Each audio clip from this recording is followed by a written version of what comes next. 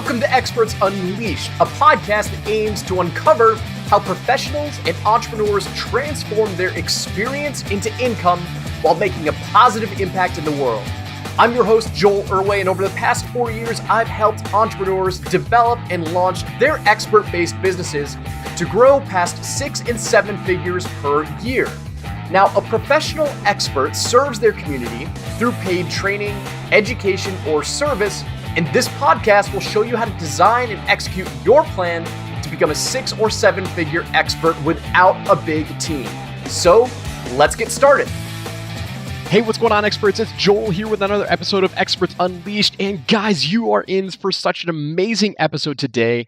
Just got off our call with the fascinating Sohail Khan. And if you've ever wondered how to dramatically grow your business without putting any upfront costs in marketing, in advertising, this episode is going to do wonders for you. Now, I talked with Sohail. He was a mutual introduction from one of my previous podcasts.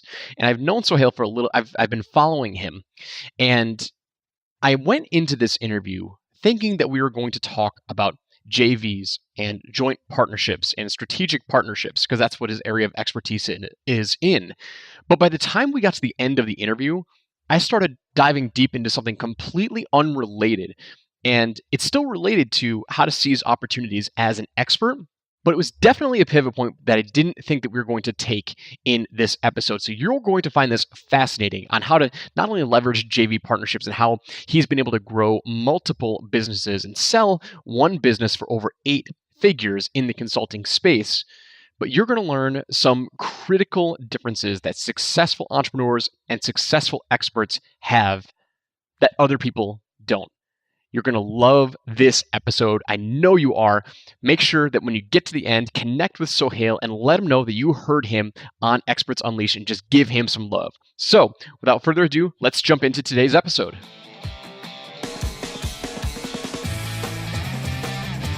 Sohail, welcome to the show, man. Thank you for having me, man. Dude, I am so excited. We just wrapped up our pre-webinar, or I always say webinar because that's my background, our pre-podcast interview, and we have a lot of great things to talk about.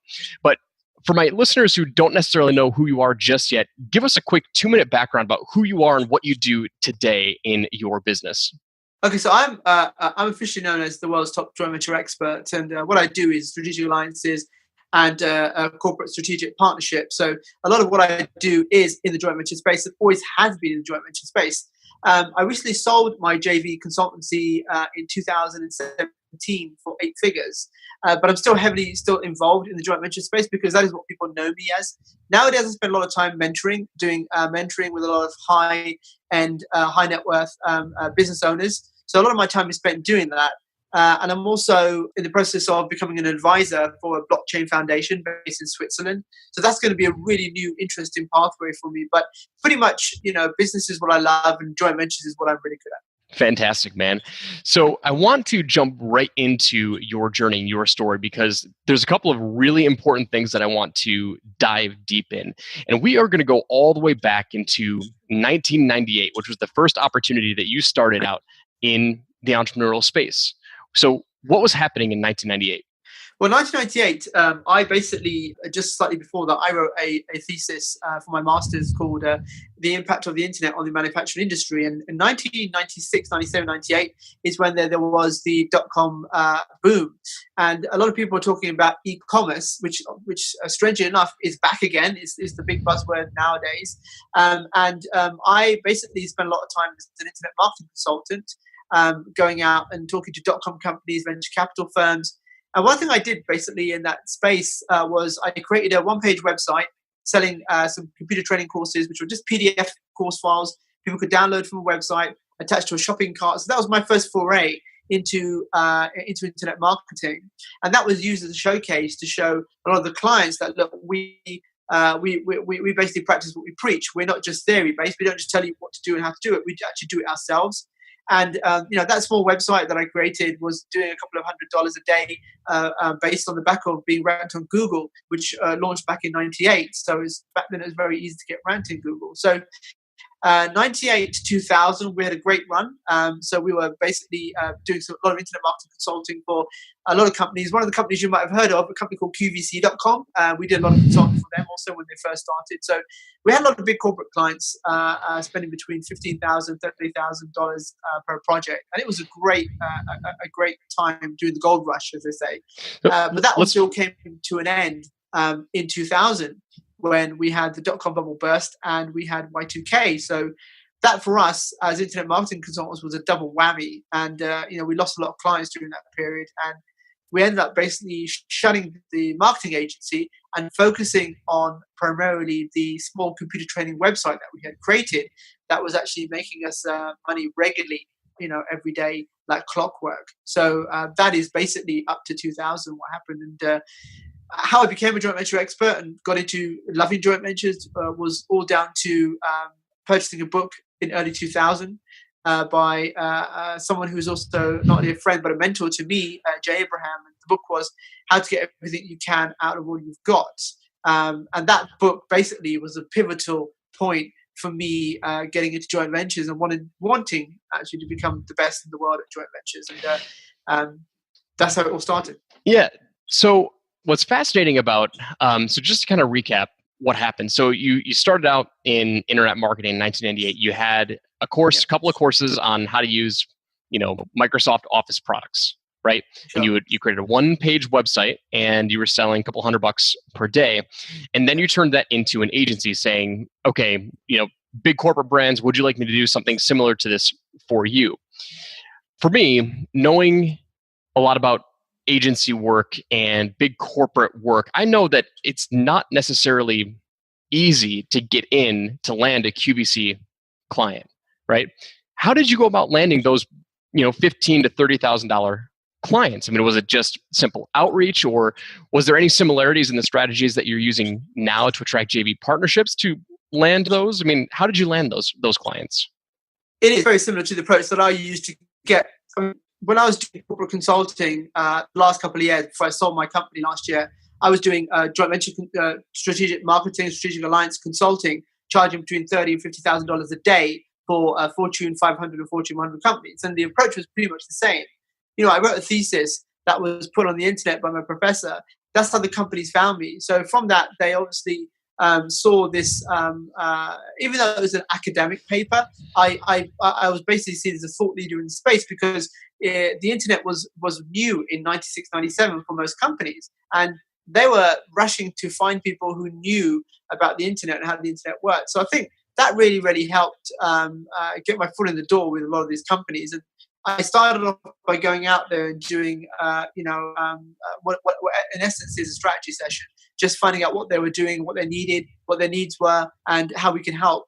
And at that time, there were a lot of digital marketing agencies already around quoting those same figures. So we just had to put in proposals. But I think with us, in terms of when I first started, because I was one of the early adopters of e-commerce in the market space and showing companies how to make money from the internet, not just content, I think that's what really, really did it. And it's the same approach I've used for many years.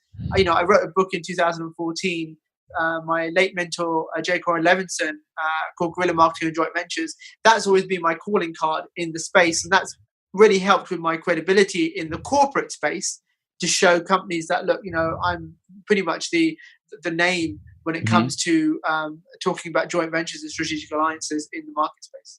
Fantastic, dude. So you launched your agency, right? Did you think that, like, when you started to land these $15,000, $30,000, and you said you're even charging $20,000 to $30,000 per day for a consultancy, did you think that was going to be your launch pad, was to grow a really, really big agency? No, I'll tell you where it all started. We did the agency work only for 2 years, 98 to 2000, and then because we lost a lot of clients when the dot-com bubble burst, we decided to switch our focus. And then we started focusing on the small e-commerce website that we had that was making money. So if I just give you a brief overview of what happened from there, because it's very pivotal, the points in terms of how I've become quite, famous in the space of joint ventures. So basically in early 2000, I got the book from Jay Abraham that showed me and taught me how to basically the importance of joint ventures and strategic alliances. Again, how you could go out and find other companies to promote your products and services totally for free, no cost up front. And it all started from there. And if I just take you through a brief overview of what happened, I basically took this small computer website that we had from doing 70,000-80,000 in sales to a company that was doing 7 figures in 2002 when we switched to video-based training. So I'm just going to take you through very quickly. It's normally my elevator speech that I use when I speak on stage, but I'm going to give you a scenario of what happened. So in 2002, we had video training, which came into effect, videos. We switched to video training from PDF, and then with that, I did a licensing deal with a company in America. I paid $10,000 for the license, and in that year, we did $1 million in sales. So it's the power of leverage again, and using everything that I know about joint ventures and licensing, having the ability to take $10,000 and make that into $1 million by acquiring a license to video training that I could sell in Europe, and that basically put the company on the spot. Fast forward again, in 2006, I sold a majority stake in that business to a 160 million IT group, and they took a 75% share, and I was left with 25%. I then sat on a board of a 150 million IT group in 2006. My strategy was to cash out in 2008 and take some time off with the shares that I had. 2008, things changed. We had the recession. So in 2008, basically, I went from being a multimillionaire to totally broke because the group that owned my business, my computer video training company, went bust in 2008. And they took the thing with them. So business went down with that. The company had debts. As a director and shareholder, I'd signed guarantees with the banks. Banks came after me in 2008, and I liquidated all my assets. And I basically went from being a multimillionaire to totally broke. I mean, you could probably see some old pictures on the internet of I lived in a 15-bedroom mansion.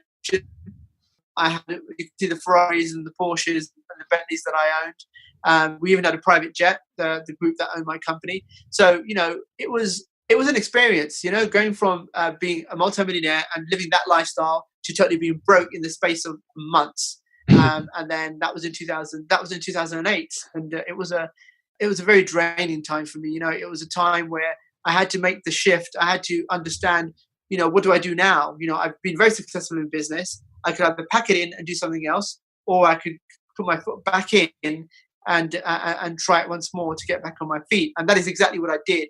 In 2009, I set myself a challenge to make $1 million in 12 months, and I closed one deal in 30 days that made me just over $1.5 million. And that was the biggest joint venture I've done to date with a company that had over 4.2 million customers, right? Wow. That's what put me on the map. When people found out about that, and I mentioned it on social media, I even did the case study. That's when the floodgates opened. And in 2010, I started getting invited to a lot of huge internet marketing events to talk on stage. And that's when I became the joint venture expert in the space in 2010. Fantastic, man. So let me get that right. $1.5 million in sales from one partner in 2009. Or was that 2010? That was my commission from the deal. That was done, yeah. That's fantastic, man. And extremely impressive. So clearly the power of joint ventures is tremendous, right? Yeah. I want to go back to how to get as much as you can from everything you can out of what you've got. Everything you can out of all you got, right? So yeah. I was shipped that book as a gift from one of my vendors, and this was probably about a year and a half ago when I received this book. It's a big book, big thick book, right? Oh, well, yeah, it is. Yeah, it is. Yeah. And this was when the light bulb came on, was when you read this and you learned about the power of strategic alliances, right? So what was your first strategic alliance that you did when you were like, okay, wow, this really does work? Good question. Yeah, that was in early 2000 when I attempted to go and test the concept, and that was with a company, IT recruitment agency that had over 150,000 IT professionals on their books. And it was very simple. It was a very simple JV. All I did was I approached them. I said, look, you guys aren't making any money right now because the IT space is in a downward trend. We have these computer training courses that we sell every day like clockwork. We can show you the stats. We can show you the conversions. We can show you the sales we get every day.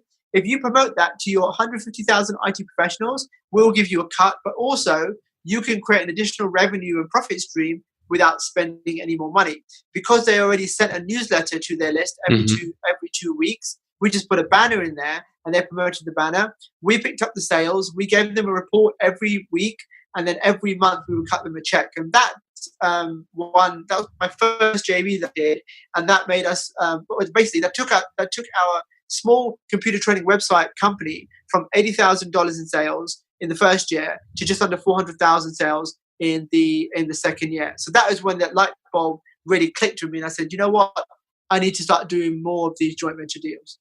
Yep. So you 5x your business with one partnership. Your first it's crazy. Yep. Okay.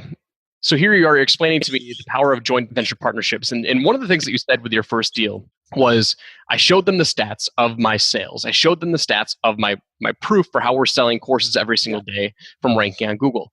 How important is that to be able to share stats with a potential partner? Or is it possible to do it brand new? You can do it brand new also, but it's very important if you're dealing with a large organization like a corporation, for example, if you can give them some sort of stats and conversion rates, then they have an idea of what they can make from the deal, right? So, if they've got 150,000 IT professionals and you've got a conversion of, let's say, maybe 10 people, one person buys or whatever, every 5 people that visit the website, 3 people buy, then you can estimate the amount of money that can be made from this deal. And that's very important because companies like the numbers. So when I talk to companies, it's always about numbers. I'm like, okay, so what are you guys selling right now? What is it selling for? This is the potential. So if I come in and I go and find more JV partners for you that can sell the same product, and they can sell it at this rate with this conversion that you've already got, because I know your conversion rate for your product. If I go out and find you more, basically more distribution channels, okay, then we can make much more money from that. So how would you go about and pitching it to somebody who might be starting from scratch, approaching companies when you're starting from scratch without any stats? This is an interesting case study, okay? A couple of years ago when I got married, I semi-retired, okay? I took time off my business. First of all, we moved to Thailand, and we lived in Thailand for a couple of months. My wife hated it. My wife's a bit posh, by the way. Us guys can easily, head it out in Thailand and enjoy life. Yep. And then from Thailand, we moved to Dubai. Now, Dubai is a very upmarket, high-scale country, very cool place. It's like the Las Vegas of the Middle East. While I was in Dubai, I got very bored. And, when I get bored, I do stuff. So I looked at creating a new business in Dubai. I had no knowledge of the market space. I had no knowledge of the industry. It was in the training industry, training and consulting. I had no knowledge of the landscape. I had no knowledge of how people do business in the Middle East. What I did was very clever. I went onto LinkedIn.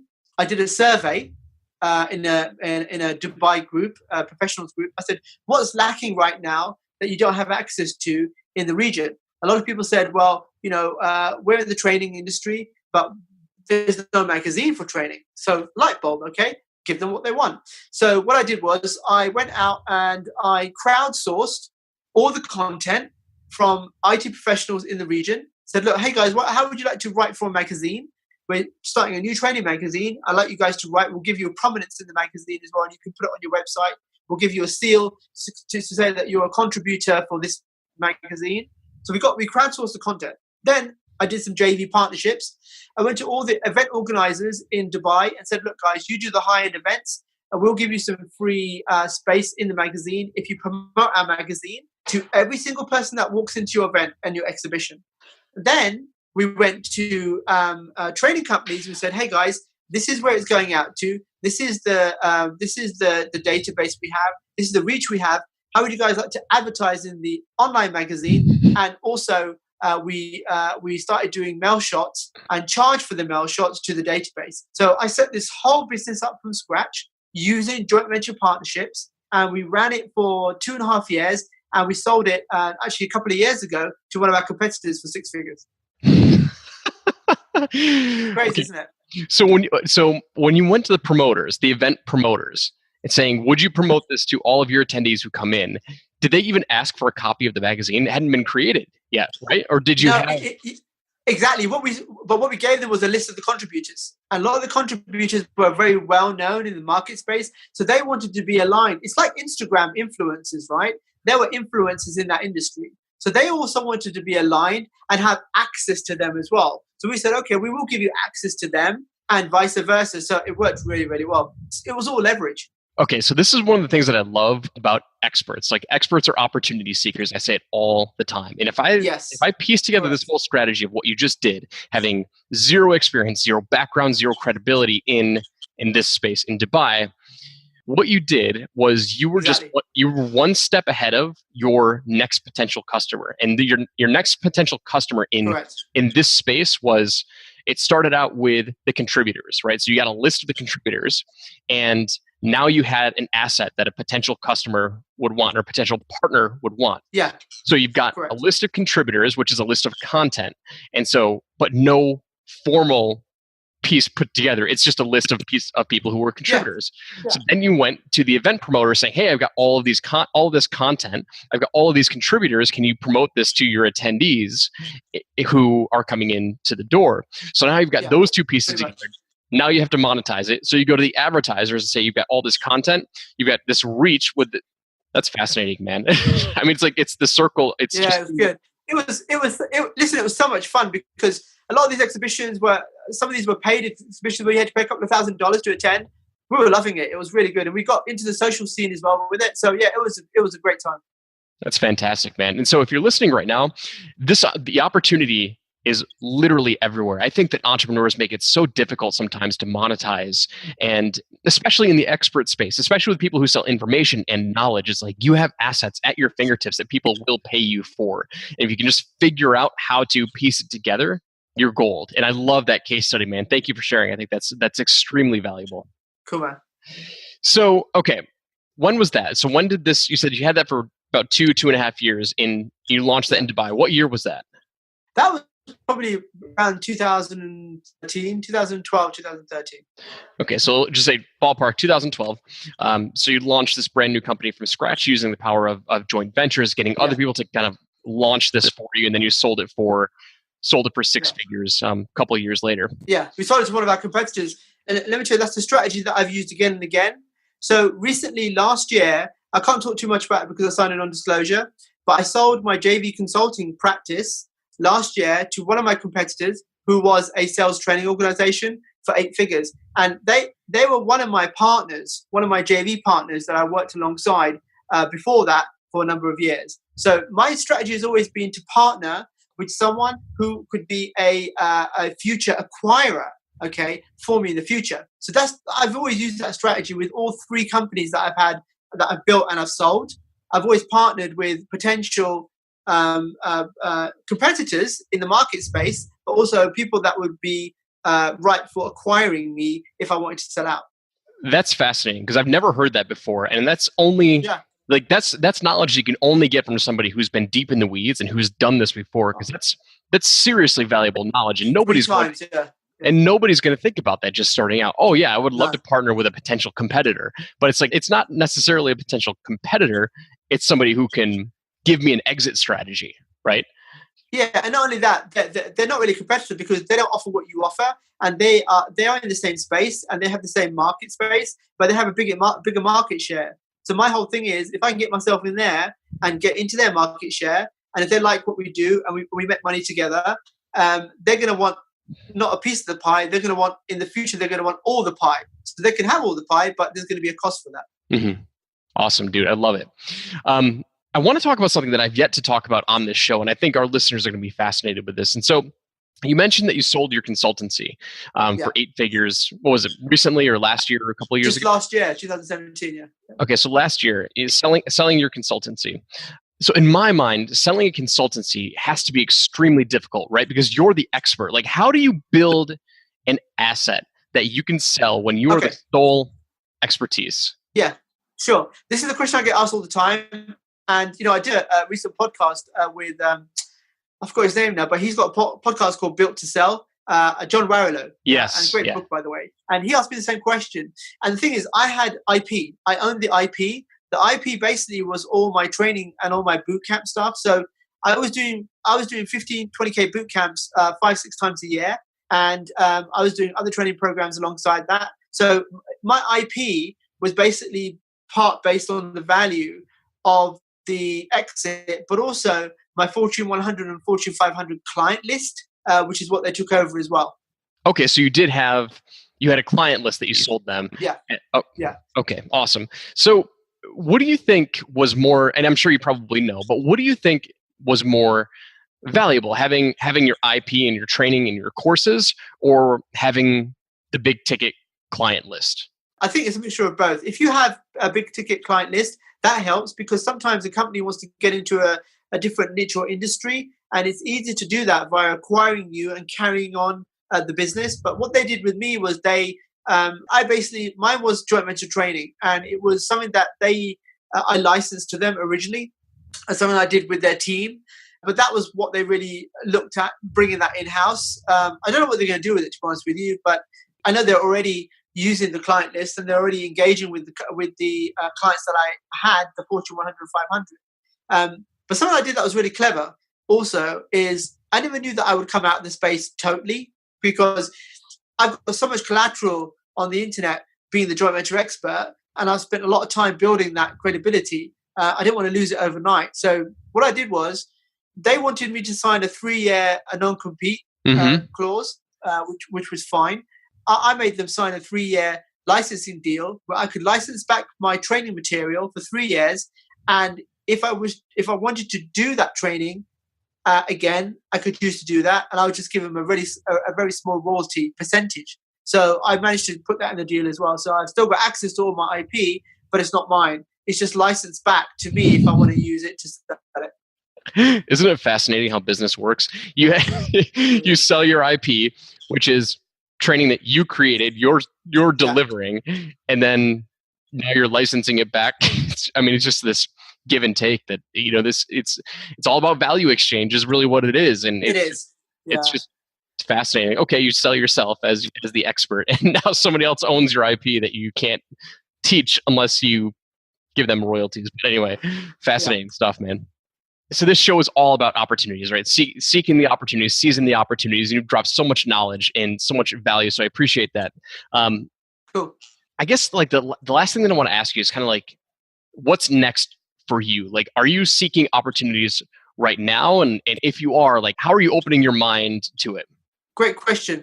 My mind is open, but the great thing about being in my position, opportunities fall on my lap every day, right? So, but I'm very careful because I don't need the money, right? Number one.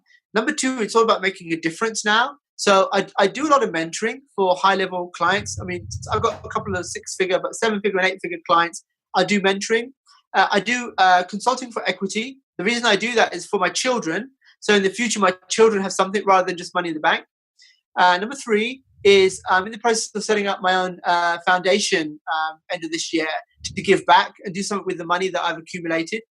And also, like I mentioned, I've been approached to be an advisor for a blockchain foundation based in Switzerland. They're doing an ICO to raise money for a charitable foundation. So that's a really interesting business model. What I liked about that was it wasn't about greed and speculation, which is what ICOs are right now in blockchain, Bitcoin. This is about making a difference. So, and the guy who basically heads up the foundation is a billionaire based in Switzerland.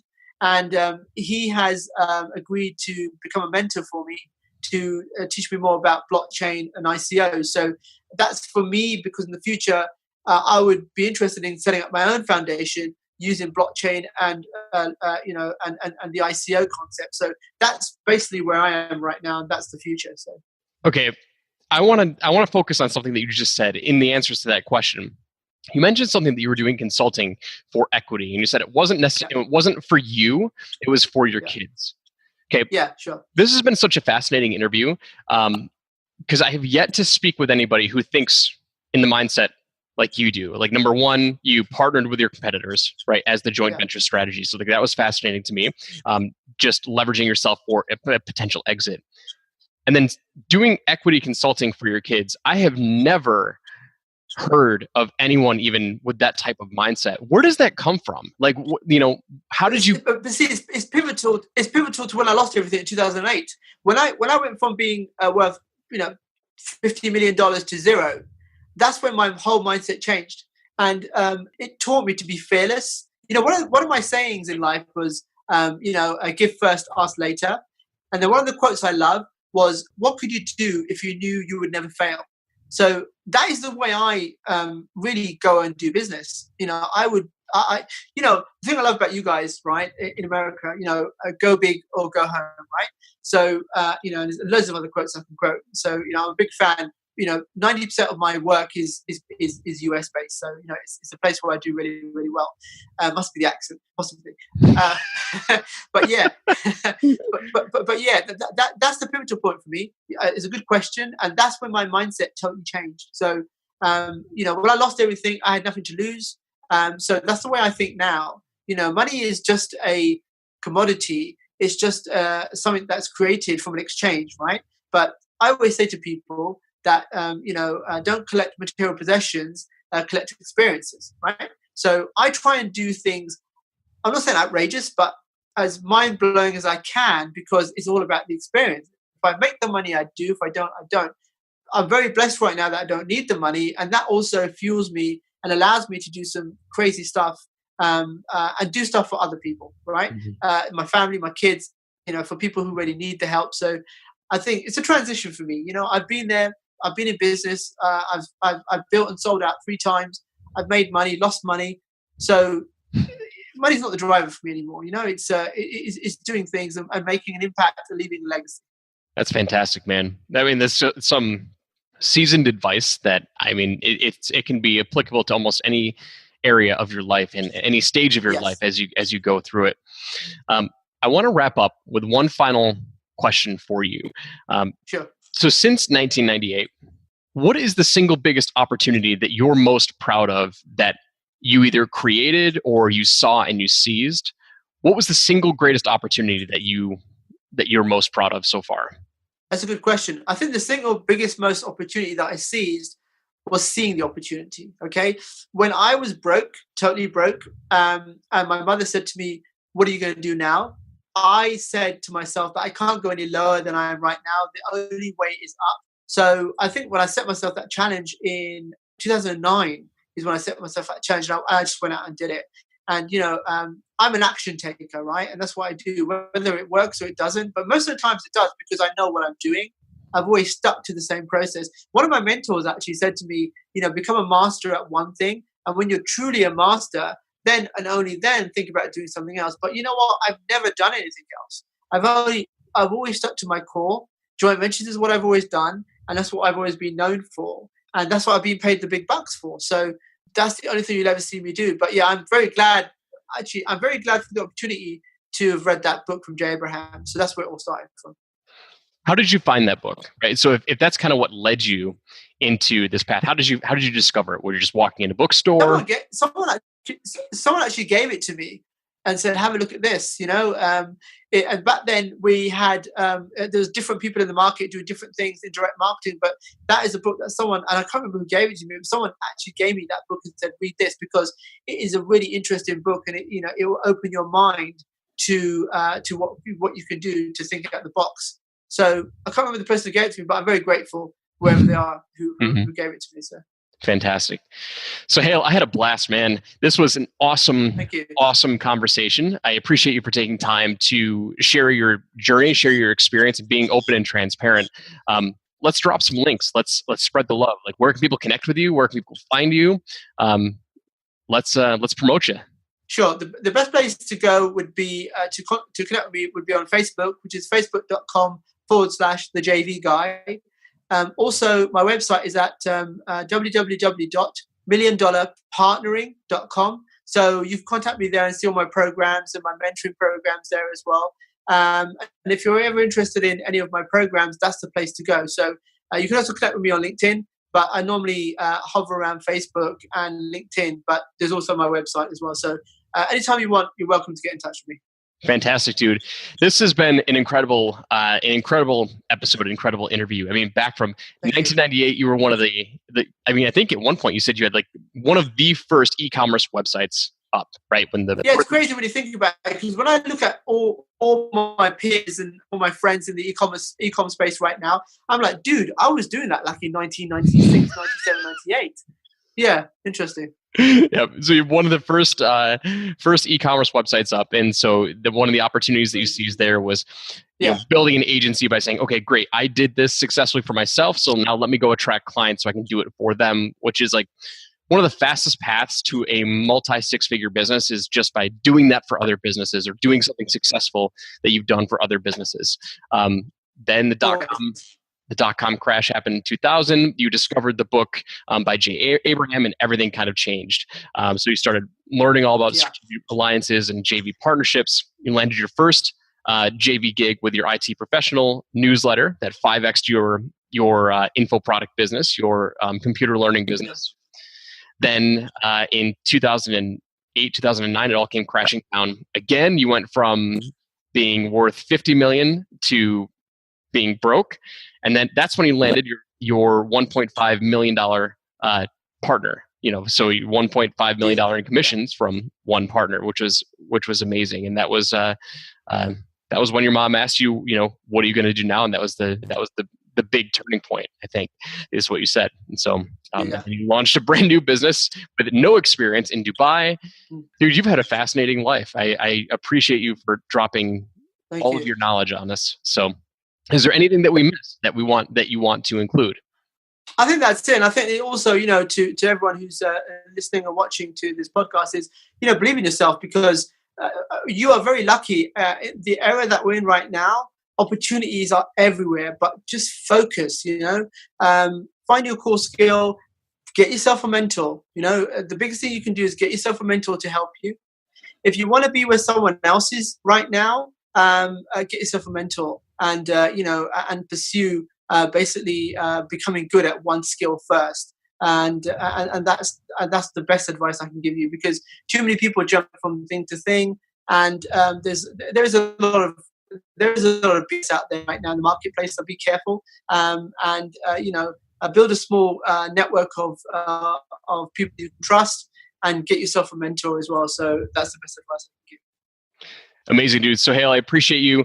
Appreciate this conversation that we've had. And for everyone who's listening right now, thank you for tuning in to another episode. And go connect with Sohail. Let him know that you heard his episode, his interview on Experts Unleashed. And we will check you on the next episode. Thanks, everybody. Thanks so much for listening. We hope you enjoyed today's episode, and we look forward to giving you the next one. Now, if you want additional trainings and content outside of the podcast, I release exclusive video trainings on my Experts Unleashed YouTube channel. And if you'd like to come hang out with thousands of other fellow experts, join our Facebook group community where we do hangouts and webinars to help support you in your journey. Finally, if you'd like my personal help to develop, launch, or scale your business, contact me directly for private consulting opportunities to see if any spots are available. And you can find all of the information above at expertsunleashed.com.